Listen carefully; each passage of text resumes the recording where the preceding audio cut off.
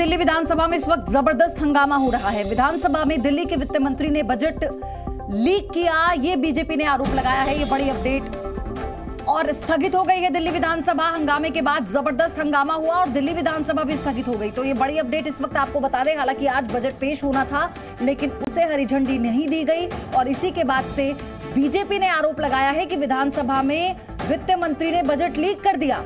और अब ये अपडेट है कि दिल्ली विधानसभा स्थगित हो गई है। बड़ी अपडेट, यानी बजट पर बीजेपी और आम आदमी पार्टी में तकरार बढ़ता जा रहा है। दिल्ली के बजट पर रोक लगा दी गई है। इसी को लेकर मुख्यमंत्री अरविंद केजरीवाल ने प्रधानमंत्री को चिट्ठी भी लिखी, हमने आपको बताया।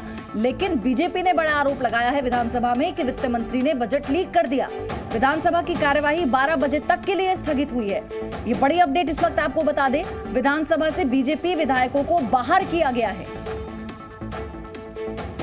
फाइल मूव हुई है एमडी ऑफिस और पीएम ऑफिस के बीच। देखिए, ये बहुत ही दुर्भाग्यपूर्ण है।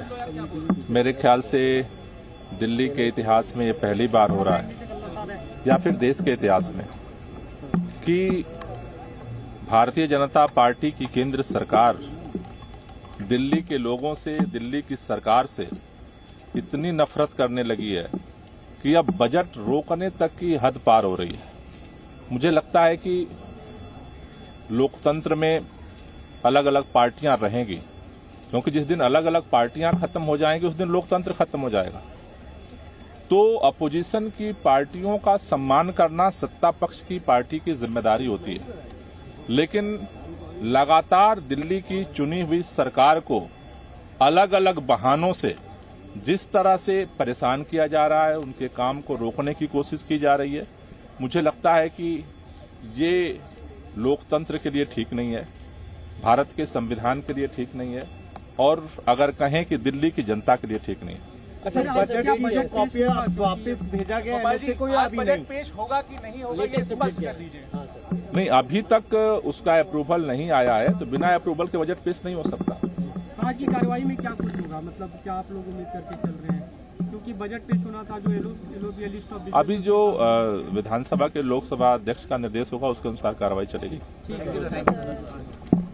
तो आप सुन रहे थे गोपाल राय को, उन्होंने बताया है कि अभी अप्रूव नहीं हुआ है तो पेश होने का मतलब ही नहीं है। लेकिन ये पूरा मामला क्या है, एमएचए को क्यों इस पर ऐतराज है? क्योंकि कहा गया महज 20% विज्ञापनों के लिए अलॉट है, लेकिन उससे दुगना दिखाया जा रहा है। 2 साल में विज्ञापन पर जो खर्च हुआ वो दोगुना है और उपराज्यपाल ने इसे लेकर स्पष्टीकरण मांगा है। केंद्रीय योजनाओं का लाभ जनता को क्यों नहीं मिला है अभी तक, ये भी स्पष्टीकरण मांगा गया है उपराज्यपाल की तरफ से। उपराज्यपाल ने इस पर भी स्पष्टीकरण मांगा कि जो एलोकेशन ऑफ मनी है बजट में, इसका आधार क्या है जो बांटा गया है। यानी अगर विज्ञापनों के लिए 20% है तो इस पर 2 गुना खर्चा क्यों किया गया। और उसके अलावा जो बाकी योजनाएं हैं, चाहे केंद्र सरकार की योजना जो दिल्ली वासियों को मिलनी चाहिए थी, उससे क्यों नहीं अभी तक मुहैया कराया गया या उस पर अमली जामा उसे क्यों नहीं पहनाया गया। इसी के साथ दिल्ली के जो मुख्य सचिव हैं, पत्र को 3 दिन तक छिपाकर रखा, यह आरोप लगाया आम आदमी पार्टी ने। सरकार को पत्र नहीं छिपाना था। गृह मंत्रालय के पत्र वाली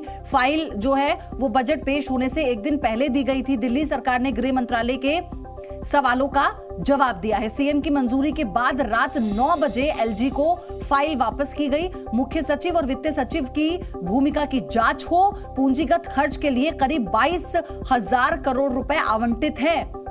विज्ञापन के लिए आवंटन केवल 550 करोड़ है। तो ये पूरा मामला क्या है, हम आपको समझाने की फिलहाल कोशिश कर रहे हैं। देखिए, आप समझिए कि गृह मंत्रालय ने इस पर क्या सवाल उठाए हैं कि मात्र 20% पूंजीगत व्यय पर खर्च करना पर्याप्त नहीं है और साथ ही 2 साल में जो प्रचार प्रसार पर खर्च हुआ है वो दोगुना हुआ है। गृह मंत्रालय की चिंताएं अप्रासंगिक हैं, ये दिल्ली सरकार का जवाब है इस पर। आयुष्मान भारत योजना का लाभ जनता को क्यों नहीं मिला, जब ये सवाल पूछा गया, उपराज्यपाल ने इस पर स्पष्टीकरण भी मांगा है। 2 साल में विज्ञापन खर्च जो है वो 2 गुना हुआ। Z News.